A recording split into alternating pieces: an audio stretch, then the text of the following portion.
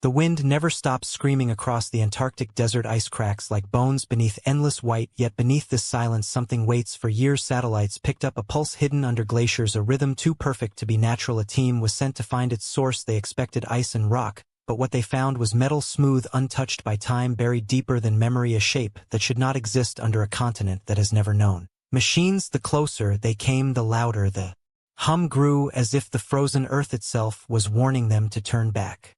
The storm had already swallowed their camp long before the team realized they were no longer alone in the cold wasteland. The sky was an endless sheet of white, and the horizon did not exist, only an unbroken wall of snow and silence. Their instruments shook with a pulse that did not belong to wind or ice, a rhythm steady and constant beating from beneath the frozen ground. Some called it interference, others called it a signal. Dr. Ellison led the team. His eyes never left the scanner lines that danced in a pattern too precise to be random. He whispered to himself that nature does not repeat with such perfection, not without reason, not without design. The men followed him deeper into the storm, dragging their sleds across a land that felt older than memory. The ice stretched in waves like an ocean frozen in mid-breath, and every gust of wind carried with it a sound like a voice too faint to catch. They set their first camp near a ridge where the ground split open to reveal dark stone. The pulse was stronger here. The geologist named Ramirez pressed his ear to the rock and swore. He could feel it inside his bones, as if the earth itself was breathing. The others laughed at him, but none dared touch the stone for long, because the vibration grew with every second until it felt less like sound and more like thought. On the third day they found the hole. It was not natural. The edges were too clean, carved in a perfect circle, as if some enormous drill had bitten through the layers of ice. Yet there were no fragments, no signs of cutting, only smooth walls that descended into darkness. The pulse was a roar here, shaking the snow from their boots and rattling the steel of their tools. Ellison ordered lights lowered on cables. The beams vanished quickly into a shaft that seemed endless, but after 100 meters the light struck metal. It was not rusted, it was not broken, it was smooth silver, reflecting their lamps like water. A curve ran along its surface, vast and unbroken, disappearing into shadows. No one could see the end of. Ramirez measured the diameter, and his voice cracked when he said it was larger than any ship, larger than any machine ever built by human hands. It had been here long before the first footprints touched this continent. They lowered microphones into the shaft. The hum was no longer distant. It was a song, heavy with rhythm, pulsing like the heart of some sleeping beast. Each note carried a strange pressure that made their heads ache and their teeth buzz. One of the younger men, named Harris, vomited and said he heard words inside the sound, not spoken aloud but pressed directly into his skull. Ellison silenced him, but his own face was pale, as if he too had felt it. Night in the Antarctic is endless, yet darker still. Near the hole the wind seemed to avoid it, bending its path, as if afraid. The team lit fires, but the flames bent toward the shaft, drawn by something unseen. Ellison wrote in his journal that this place was not discovery but invitation. He feared that digging further might awaken something that did not want to be found, yet his hands shook with hunger to know more. On the seventh day the ice beneath them cracked. A tunnel revealed itself, leading downward, carved in spirals with walls too smooth to be natural. They argued whether to enter. Ramirez begged to leave, saying that some doors once opened cannot be closed. Ellison stared into the spiral and felt the hum calling his name. He led the team downward, carrying their lights and ropes into the frozen throat of the earth. The walls glistened with frost that looked like crystal veins. Each step echoed with the pulse now louder than their own heartbeats. Harris stopped and pressed his hand against the wall, then pulled away, screaming. His palm was covered in tiny burns like he had touched a hot wire, yet the ice was still cold. Ellison wrote again in his journal. He said the hum had become a voice telling him there was knowledge waiting below, knowledge not meant for everyone but meant for those willing to listen. The spiral opened into a cavern so vast their lights could not find the ceiling. The floor was glassy ice, yet beneath it moved shadows like rivers flowing far below. They stood in silence until Ramirez pointed to the center, where the surface broke through. A dome of metal rose from beneath the ice, glowing faintly with its own light. Pale blue lines ran across it like veins, alive and moving. Ellison dropped to his knees in awe, whispering that it was not buried by accident, it was placed, it was waiting. And as they approached the dome, the hum became words, not in sound, but in thought, the same word repeated again and again until their ears bled and their knees buckled. Welcome, welcome, welcome. The word would not stop echoing in their heads. Welcome. It was not heard with ears, it was written inside their skulls, as if the dome itself was speaking. Ellison staggered closer, every step heavier than the last. Ramirez tried to pull him back, shouting that they were not supposed to be here, but his voice sounded weak against the pressure of the hum. The younger men followed Ellison, unable to resist their own curiosity, like moths pulled toward flame. The dome was immense yet seamless, as if poured from liquid metal frozen into perfect form. Ellison ran his hand along its surface and gasped. It was warm to the touch despite the endless cold around them. His breath steamed against the surface, but the dome absorbed the mist until it vanished. The blue lines pulsed brighter with his touch like veins responding to blood. Ramirez shouted again to stop, to turn back, but his words were drowned beneath the steady rhythm that now beat like a drum inside their bones. They circled the dome, searching for any sign of an entrance. Hours passed, their lamps dimming in the cavern. The hum grew louder, sharper. At times it almost formed shapes in their vision like images burning at the edge of sight. Harris collapsed, gripping his head and crying that he could see faces in the glow, tall, thin figures with eyes brighter than fire watching them without blinking. Ellison pulled him to his feet, whispering that he too had seen them, that they were guides, not threats. Ramirez shook his head and scribbled in his notebook a single line: "We should not be here." On the 12th hour they found the seam, a narrow line running along the base of the dome, too perfect to be a crack. Ellison pressed his hand against it, and the blue veins flared. A hiss of air escaped, and the ground trembled. The seam widened, splitting apart without sound until a doorway formed, tall and dark beyond imagination. Cold air rushed from within, yet it carried the scent of something alive, metallic and sharp. The hum stopped for the first time in days. The silence was worse. They argued again. Harris begged to go inside, saying the voices told him there was knowledge waiting. Ramirez threatened to leave, but Ellison reminded him that no one would ever believe what they had found unless they entered. The team tied ropes to their waists and stepped across the threshold into the dome. The air inside was heavy, almost liquid. Each breath stung their lungs. Lights along the walls flared one by one, pale and green, casting shadows that stretched like fingers across the floor. The corridor stretched forward longer than seemed possible, the walls etched with symbols that glowed faintly, symbols no one could read, yet everyone somehow understood. They pulsed in rhythm with their hearts, making them stumble with each beat. Deeper they went, their footsteps ringing like bells. The hum returned, softer now, almost gentle. A voice whispered in unison with it, saying, "You were expected." Ellison smiled for the first time in days, his fear replaced with awe. He touched the symbols as he walked, and they burned brighter, reacting to his presence. Harris followed his example, leaving a trail of glowing signs in their wake. Ramirez refused to touch them, keeping his hands clenched white with fear. His eyes darted to the shadows between the lights, swearing that something was moving there. The corridor opened into a chamber vast and round, its ceiling lost in darkness, its walls lined with pillars of crystal humming with energy. In the center lay a table or an altar made of the same smooth metal as the dome. Upon it rested an object small and fragile, a cube no larger than a human head. Its surface shimmered like water, and within it danced patterns of light, shifting and changing like living constellations. Ellison approached it, slowly whispering that this was the source, this was the message. He reached out his hand, and the cube rose into the air, hovering above the altar, spinning faster until its light filled the chamber. Images flooded their minds, not with sight, but with thought. A planet shrouded in fire, skies torn open by storms, towers of glass crumbling into oceans, a people tall and thin, their eyes filled with stars, boarding vessels that rose into the heavens, fleeing into the dark. They had left something behind. The cube pulsed once, and a single word echoed inside them: remember. Harris dropped to his knees, sobbing. Ellison stood trembling, his face pale, but his eyes alight. He shouted that it was a record, a library of a civilization long gone. Ramirez backed toward the door, his voice shaking, saying that it was not just memory, it was warning. The cube slowed, lowering back to the altar. The symbols on the walls flared so bright the chamber glowed like a sun, and the voice returned, not whispering now but booming inside their heads: "You are not alone." The lights went out, darkness swallowed them whole, only the hum remained louder than ever.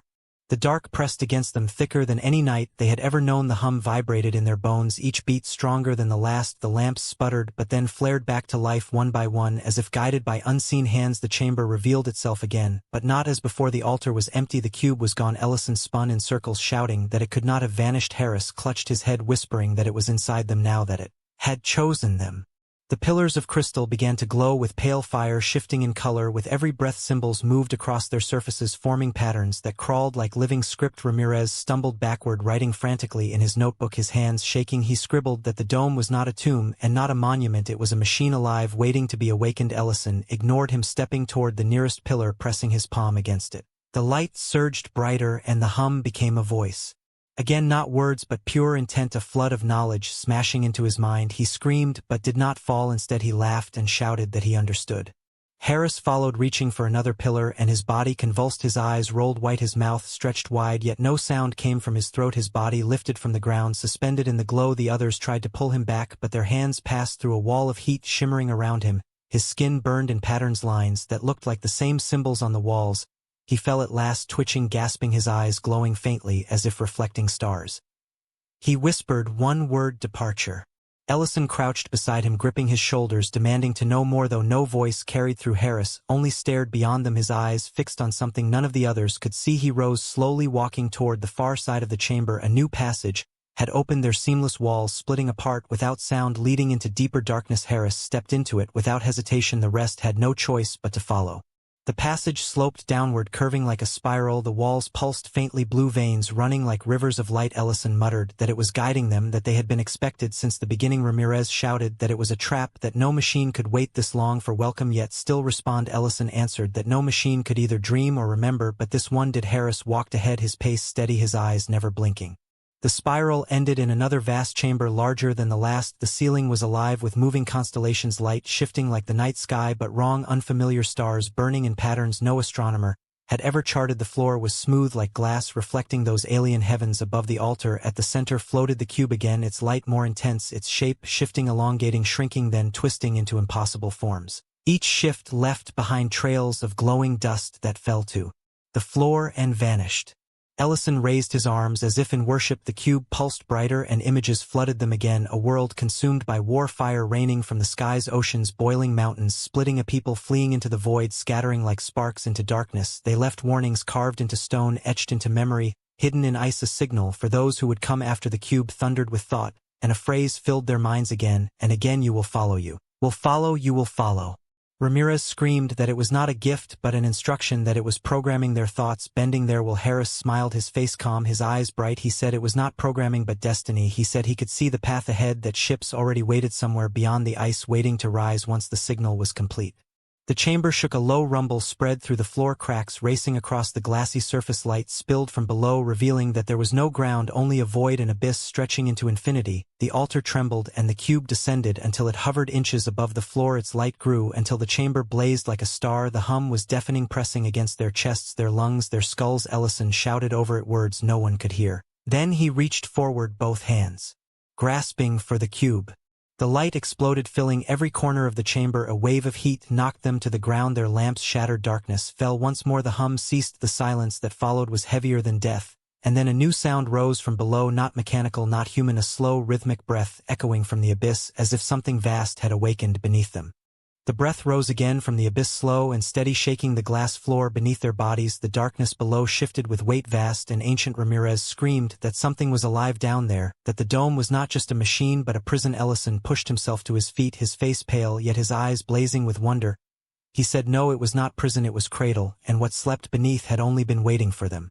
The cube hovered above the cracks, its light now dim, as if drained. The pillars around the chamber flickered, symbols racing across them faster than thought. Harris stood motionless, staring into the abyss, his lips moving silently as though answering words only he could hear. Ramirez grabbed his arm, tried to shake him free, but Harris turned, and his eyes were no longer human. They glowed with silver fire, his skin marked with patterns that pulsed in rhythm with the breath.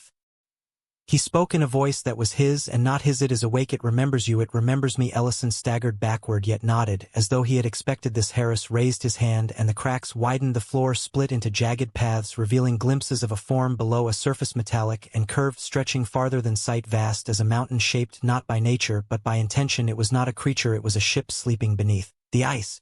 The hum returned, rising from every wall, every pillar, and every shard of broken floor, but now it carried words not welcome, not remember, but rise, rise, rise. The chamber shook, snow and shards of ice crashing from the ceiling. The stars above shifted into alignment, forming patterns that pulsed with the same rhythm. Ellison shouted that the vessel was preparing to ascend, that the signal had always been a beacon guiding them to awaken it. Ramirez fell to his knees, begging to leave, to escape before it broke free.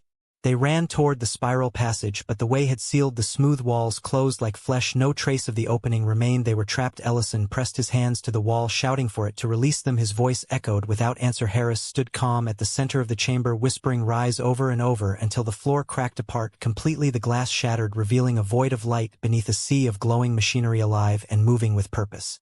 From that void rose a column of metal, vast and gleaming. It lifted slowly, breaking through the chamber floor, its surface covered in shifting symbols glowing like fire. The breath grew louder, no longer air, but the roar of engines older than history. Harris raised both arms, as though summoning it. His body glowed brighter, his veins lit with silver light. Ellison stared at him, whispering that he was no longer one of them, that he had been chosen. Ramirez screamed that he had been consumed. The cube shot upward, streaking into the dark ceiling like a star vanishing from sight. The symbols across the chamber burned so bright the walls seemed aflame. Ellison shouted into the light, demanding to know what it wanted, what it intended. His words fell into silence, but his mind filled with images, a fleet of ships hidden across the stars, waiting for the signal, a journey unfinished, a promise that one day the sleepers would return to claim what was theirs. The chamber collapsed around them, pillars shattering into dust. The ship beneath groaned as it tore itself free from the abyss, rising higher, the floor buckling under its weight. Ellison clung to a fragment of ice. Ramirez dragged him away, shouting that they had to move before everything fell. Harris walked calmly to the edge of the chasm, his glowing eyes fixed on the ship below.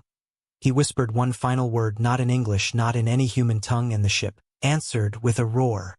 The ceiling split above them, ice crashing down like mountains, breaking. The storm outside howled through the cracks, cold air rushed into the chamber, and above, through the fissure, they saw the night sky, stars burning brighter than ever before. The ship continued to rise, its surface alive with light, its engines shaking the world around them. Ellison cried that history was ending, that the sky would never again belong to man. Ramirez pulled him toward the crumbling passage, desperate to find a way out. But the walls themselves pulsed and shifted, as if the dome was closing around them, sealing them in with what had been set free. The hum grew into a deafening chorus, 1,000 voices speaking as one. The time has come, the time has come. The ship rose higher, its shadow swallowing them whole, and as the ice fell and the chamber tore itself apart, the truth pressed into their minds like fire. This was not first awakening, it was return. The ground ripped apart as the ship tore itself free from the abyss. Ice shattered into clouds of crystal that rained down like broken glass. The chamber no longer stood, walls collapsing into rivers of molten light. The hum thundered louder than any storm. Ellison clung to Ramirez, his eyes wide with madness yet burning with awe. He shouted without sound, his lips forming the word ascension. Harris stood at the edge, glowing brighter than the ship itself, his body no longer human, his veins alive with fire. The vessel rose vast as a mountain, its surface shifting with symbols that burned like stars. It pushed through the last layers of ice, sending quakes across the frozen continent. Above them, the night sky split open, the aurora dancing wild with colors never seen on Earth. A column of light speared upward from the vessel, connecting to the heavens. The stars themselves seemed to move, aligning with the beam, answering the call. The signal that had pulsed for centuries was complete. Ramirez dragged Ellison through a crack in the collapsing chamber, leading them into a tunnel torn open by the quake. They stumbled through falling shards of ice, their lamps long dead, their path, lit only by the unholy glow of the vessel above the tunnel, spat them out onto the open plain. The storm was gone, the air calm, as if the world itself held its breath. The ship hovered just above the ice, its shadow swallowing miles of frozen desert, its engines silent, yet its presence heavier than gravity. Ellison fell to his knees, arms raised toward the sky, whispering words Ramirez could not understand. His mind was breaking, consumed by visions poured into him by the vessel. Ramirez pulled at him, begging to move, but Ellison resisted, his eyes locked on Harris, who now stood on the rising platform of the ship. Harris looked down at them, his face no longer his own, a mask of light stretched across his features, his voice echoing in their skulls. We were never gone, we only waited. The vessel roared, the ground split open, rivers of fire bursting through the ice, winds tore across the desert, lifting snow into spirals that reached the stars. Ellison broke free from Ramirez, running toward the ship, shouting that he belonged to them, that he had been chosen. Harris extended his hand, and the air bent around Ellison, lifting him upward like a puppet pulled by unseen strings. Ramirez screamed, but his voice vanished in the storm. Ellison rose into the light, his body dissolving into dust before he reached Harris, consumed by the fire of the vessel. Ramirez fell to the ground, clutching his notebook. He wrote with shaking hands words that blurred with his tears. He wrote that mankind was never alone, that the ice had hidden a memory not of history but of destiny. He wrote that the vessel would not remain silent, that the signal was a call and others would answer. He wrote that survival might no longer belong to Earth. He wrote until the light was too bright to see and the page turned to ash in his hands. The ship rose higher, shattering the sky. The aurora flared so bright it burned across continents. Satellites fell silent, radios filled with whispers. The world looked up and saw the night split by a blade of light. Some called it omen, some called it judgment, some called it return. Ramirez crawled across the ice, his body broken, his breath shallow. He lifted his head one last time and saw Harris vanish into the ship, a final word pressed into his mind, not his own but theirs, dominion. The vessel shot upward, tearing through the sky with a roar that shook the bones of the world. The light faded, leaving only darkness. The storm returned, covering the wounds of the ice, as if nothing had ever been there. When rescue teams arrived weeks later, they found no ship, no dome, no survivors, only fragments of notebooks scattered in the snow, pages filled with shaking words repeating one phrase over and over: they are awake.